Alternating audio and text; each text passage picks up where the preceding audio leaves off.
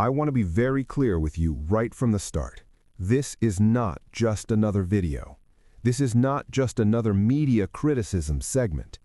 This may be one of the most important videos I've ever made, because what we are witnessing right now is the full, unapologetic collapse of corporate media in the face of an authoritarian regime. And today, that collapse has a name: CBS. CBS didn't just make a bad editorial decision. CBS didn't just exercise poor judgment. CBS didn't just play it safe. CBS surrendered. CBS has capitulated completely to the Trump regime, and in doing so, it has destroyed itself.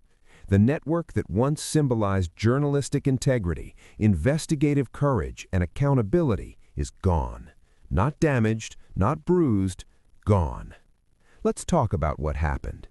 Just hours before 60 Minutes was set to air one of the most consequential investigative reports of the year, a report exposing the brutal reality of deportees sent by the Trump administration to a detention facility in El Salvador, CBS abruptly pulled the segment, not postponed it with transparency, not delayed it with an explanation, pulled it, silenced it. After days of promotion, after building public expectation, after clearing every legal and editorial review, CBS quietly issued an editor's note announcing that the segment would air in the future, maybe. And that tells you everything you need to know.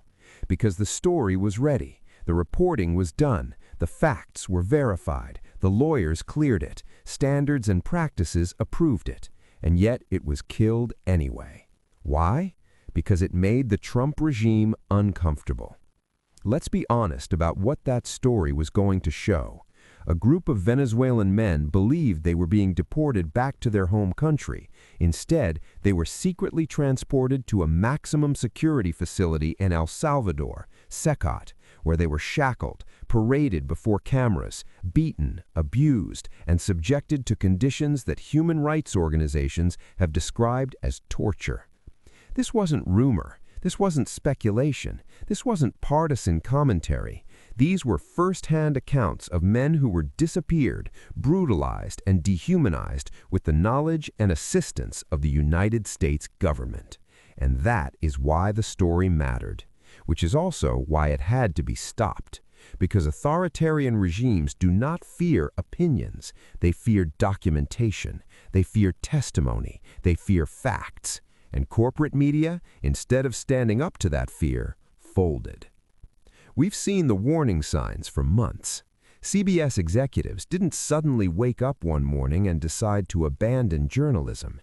This has been a slow, deliberate erosion, one concession at a time. Earlier this year, the head of 60 Minutes resigned, publicly stating that his journalistic independence had been compromised. Shortly after that, the president and CEO of CBS News stepped down, citing irreconcilable differences about the network's direction. Then came the settlement, a frivolous lawsuit brought by Donald Trump over a routine interview edit, settled not because it had merit, but because CBS wanted peace. $16 million paid, a dangerous precedent set, a message sent. If you pressure us long enough, we will comply. And once that message was sent, the floodgates opened. Trump demanded apologies. Trump attacked journalists by name. Trump publicly berated CBS leadership, and behind the scenes, regulatory leverage was applied. This is how gangster regimes operate. They don't ban journalism outright. They make it expensive. They make it risky. They make it inconvenient. And corporate media, built on profit and access, caves every time. The most chilling part of this story isn't even the pulled segment itself. It's the internal email written by a 60 Minutes correspondent, an email that should be required reading for anyone who still believes corporate news is independent. She explained that the story had been screened multiple times, cleared by attorneys, and verified as factually accurate. She stated plainly that the decision to spike it was not editorial, it was political. And she was right. The justification offered, that the Trump administration refused to participate. Think about that. If a government can kill a story simply by refusing to comment, then investigative journalism ceases to exist. You have handed the state a veto over truth.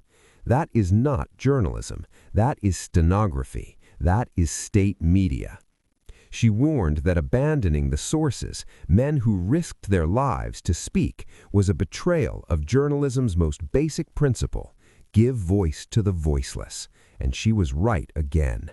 This is not theoretical. This is not abstract. People are suffering. People were tortured. People were abused. And CBS chose political quiet over moral responsibility. Let me remind you of what human rights organizations have documented about Sekot. Men forced to kneel for hours, beaten by batons, struck in the neck and spine, sexually abused, shaved, shackled, isolated, told by guards, "You have arrived in hell."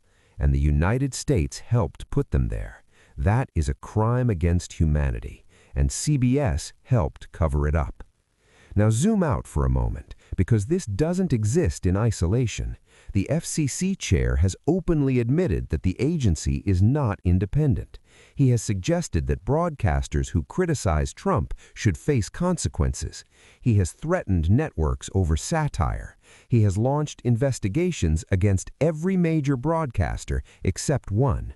This is coordinated pressure, and CBS blinked. That's why independent media matters right now more